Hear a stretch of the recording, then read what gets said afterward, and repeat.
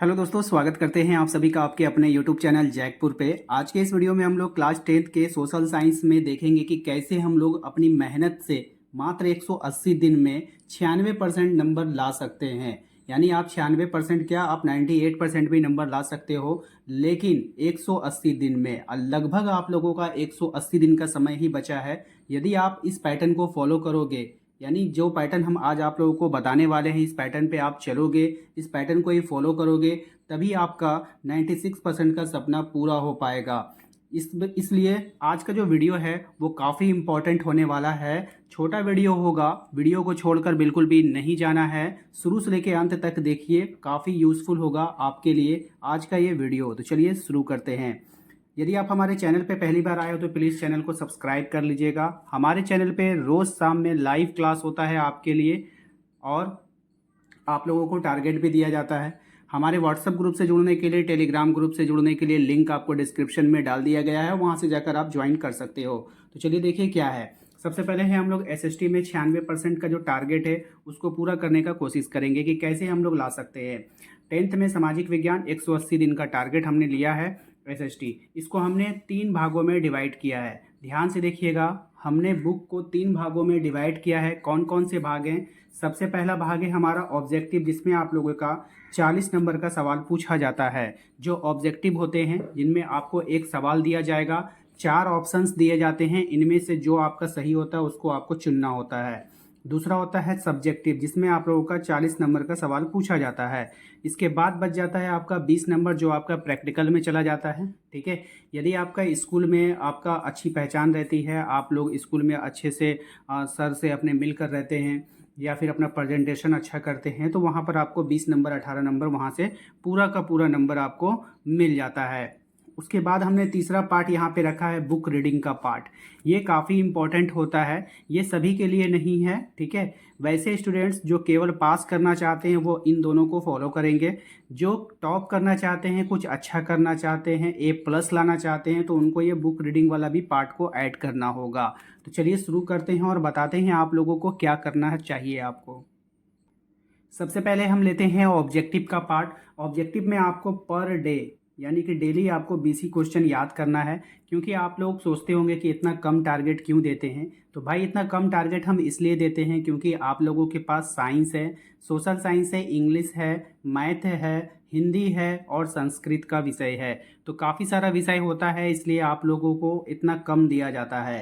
तो चलिए यहाँ पे देखिए, आप लोगों को ऑब्जेक्टिव में सोशल साइंस में मात्र आपको 20 क्वेश्चन पर डे करना है, जहाँ पर आपके पास समय रहेगा 180 दिन का।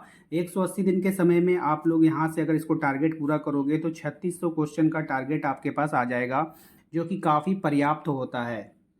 याद रखिएगा, इतना क्वेश्चन आपके बुक में भी नहीं होगा जो टारगेट हम आपको दे रहे हैं। ठीक है, तो एकदम खुशी खुशी ये टारगेट आप लोगों का पूरा होगा। बिल्कुल बेपरवाह होकर के इसमें भिड़ जाइए आप लोग। ठीक है, टेंशन बिल्कुल भी नहीं लीजिए।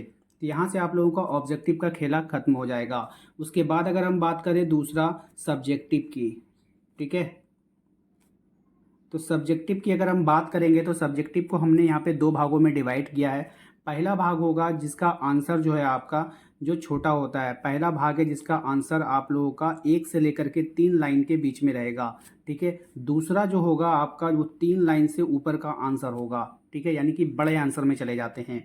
तो इस तरह के सवालों को कम से कम आप लोगों को करना होगा। ये वाला सवाल कम से कम आप यहाँ पे 4 सवाल पर डे याद करोगे। कितने करोगे?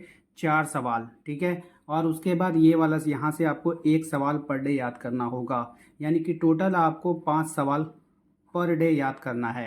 ठीक है, यानी एक दिन में आपको सब्जेक्टिव में 5 सवाल करने होंगे। और यहाँ से अगर आप 5 सवाल पर डे करते हो तो आपके पास समय है 180 दिन का। तो यहाँ पे आपका हो जाएगा 900 सवालों का संग्रह। ठीक है, कितना हो जाएगा? 900 सवालों का संग्रह हो जाएगा। अब आप कहोगे सर 900 सवाल तो हमारे बुक में भी नहीं होंगे।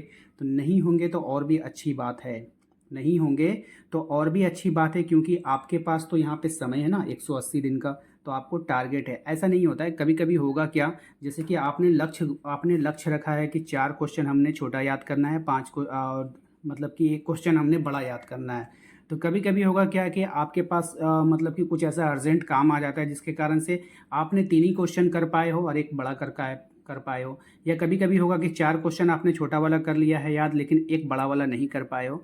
तो हर दिन एक जैसा नहीं रहता है, इसीलिए टारगेट को इस तरह से रखा गया है कि वो मैनेज हो जाए, ठीक है ना। बस सिर्फ अपने टारगेट पे आपको डटे रहना है। तो ये तो हो गया आपका टारगेट।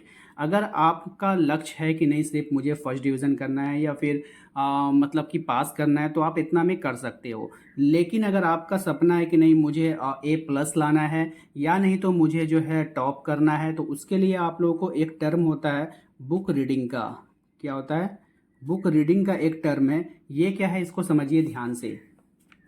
अभी तक के जितने भी एग्ज़ाम्स हुए हैं, अभी तक के जितने भी एग्ज़ाम्स हुए हैं, उनमें देखा गया है कि 60% क्वेश्चंस जो होता है वो आपका ऑब्जेक्टिव सब्जेक्टिव से आ जाता है, लेकिन 40% क्वेश्चन जो है वो डायरेक्ट बुक के चैप्टर से पूछा जाता है।